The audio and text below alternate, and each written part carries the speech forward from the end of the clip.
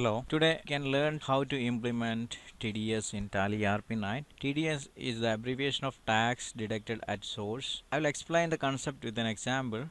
On 1st May 2016, audit fees paid to Mr. Vikas Gupta ACA is 5,000 by John Smith Limited Company. So, audit fees is a professional fees and it is an income to Mr. Vikas Gupta and expense for John Smith Limited. The source of income for Vikas Gupta is audit fees that is paid by John Smith Limited Company.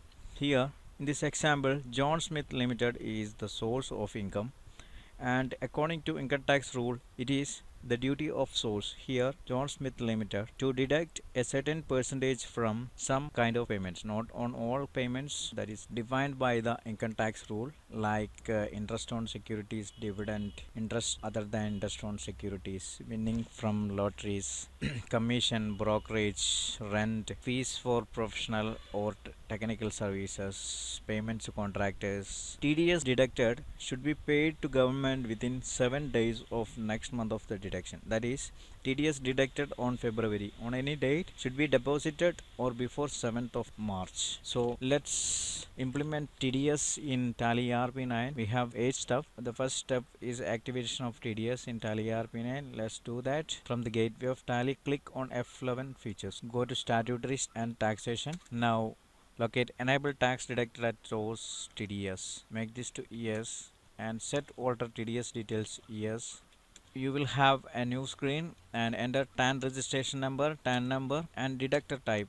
In this you can see only company and individual. Your deductor type is different, that is not in this list. Then you have to click on F12 configuration and show all deductive types and type yes here. You will see all the deductive type in the list now, and in our case John Smith Limited is a company, and set alter details of person responsible for TDS, type yes here and enter the responsible person, normally company director, managers, and here I set finance manager as a responsible person, enter his PAN number, address, phone number and email address. Now rate of TDS if PAN is not applicable, and as per income tax rule, if deductee has no PAN number, then you have to deduct TDS in a higher rate, that is 20%. Here for professional tax the rate of tax is 10%, but if Vikas Gupta has no PAN number, then you have to deduct at the rate of 20%. Ignore exemption limit for TDS deduction, keep that no, and activate TDS for stock item, that also keep no. Now press enter and save. Now you have activated TDS. The second stage is creating a TDS nature of payment. To do that, accounts info, statutory info, TDS nature of payment. Now create. Here TDS nature of payment, fees for professional or technical service as per income tax rule. Now section, you need some information for filling this form, that is exemption limit and TDS rate for professional fees, and section for TDS on professional fees, and payments code for professional fees, that is 94J.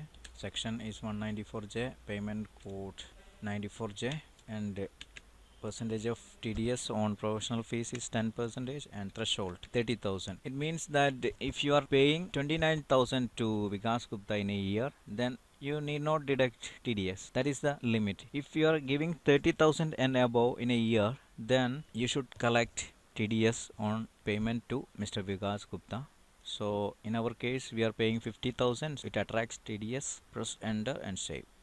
Now creating a TDS expense ledger. In our case it is audit fees. From the gateway of Tally, accounts info, ledger and create audit fees. It comes under indirect expenses. Enter. Is TDS applicable? Applicability should be applicable. And nature of payment, fees for professional or technical services. Enter and save.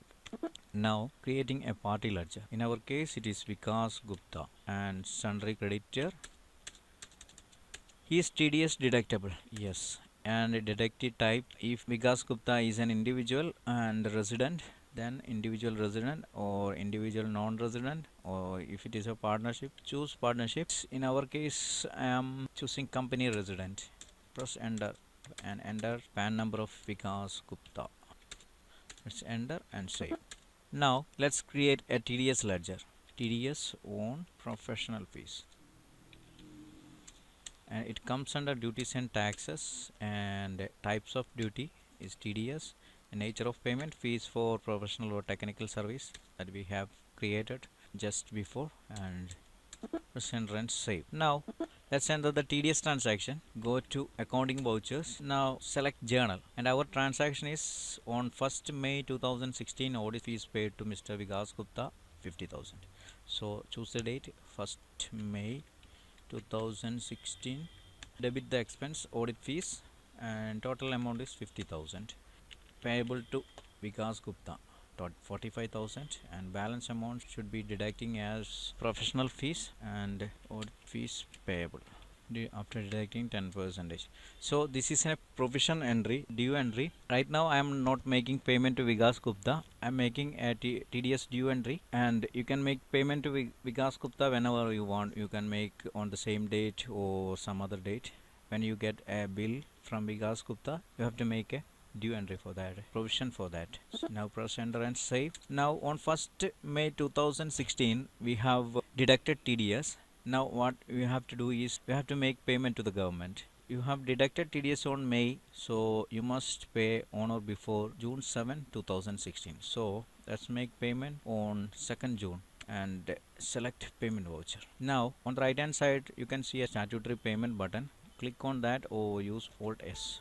Now you are in statutory payment screen. Select tax type TDS and period from 1st May to 31st May, and deducted till 31st May 2016, and section 194J, nature of payment professional or technical service, and deductee status is company. Vikas Gupta is a company, and his residential status, that is resident, and choose the payment method, cash or bank. Choose the bank. Tally has pulled the data from the transaction. Now enter the bank payment. So if it is an interbank transfer, it's an online payment. Choose interbank or same bank transfer. Enter the account number, IFS code, bank SBI, and any instrument number or NEFT reference number is there. Enter that and save the screen. We have entered TDS transactions. Let's check the TDS on professional fees ledger from 1st May to 2nd July. We have deducted that TDS and deposited to the government. Let's check the TDS report from the gateway of Tally.